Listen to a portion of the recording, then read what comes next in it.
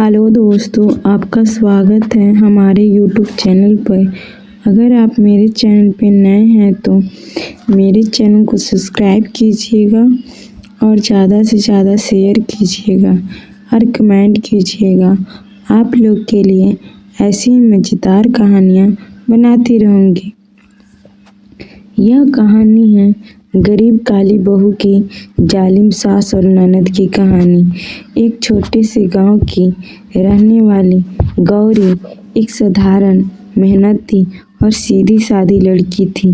रंग से सांवली थी लेकिन मन से चांद जैसी उजली।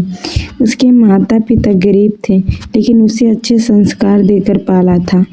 गांव में उसकी ईमानदारी और मेहनत की मिसाल दी जाती थी। शादी के बाद गौरी की किस्मत ने ऐसा पलटा मारा कि वह एक ऐसे घर की बहू बन गई जहाँ सास कम झांसी की रानी और ननद कम कोयल सी करवश थी। सास का नाम था शांति देवी। स्वभाव इतना कठोर कि नाम सुनकर भगवान भी चौंक जाए। ननद थी रुचि, जो शादीशुदा लेकिन हर दूसरे दिन मायके आकर रौब जमाती। गौरी सुबह 4 बजे उठकर घर का सारा काम करती, झाड़ू पोछा, बर्तन, कपड़े, चूल्हा चौका। और जब तक सब सोकर उठते वह पूरी तरह थक चुकी होती, लेकिन बदले में मिलती थी ताने, छिड़कियाँ और कभी कभी थप्पड़ भी। काली है, काम के लिए ही पैदा हुई है, सास कहती। हमारी नाक कटवा दी, इसने कोई सुंदर बहू नहीं मिली क्या भैया, को ननद ताना देती। एक दिन की बात है, घर में मेहमान आए थे। सबके सामने सास ने गौरी से जूठे बर्तन उठवाए। उसे डांटते हुए कहा, जा रसोई में जा, तेरा रंग देकर हमारी इज्जत खराब हो रही है। गौरी की आंखें भर आईं। वह चुपचाप चली गई, लेकिन वह टूटी नहीं। उसने खुद को पढ़ाई में झोंक दिया। रात को जब सब सो जाते वह चुपके से पुरानी किताबें से पढ़ाई करती। कुछ महीने उसने सिलाई कढ़ाई सीख ली और गांव की लड़कियां की सिखाना शुरू किया। धीरे धीरे उसके हुनर की चर्चा पूरे गांव में होने लगी।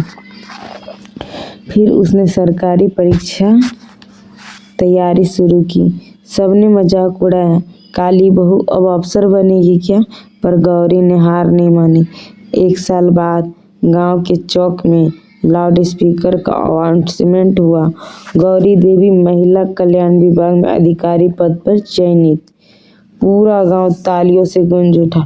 वही सास और ननद जो कभी उसकी शक्ल नफरत करते, अब दरवाजे पर खड़े थे, एक मुरझाया सा गुलाब के लिए।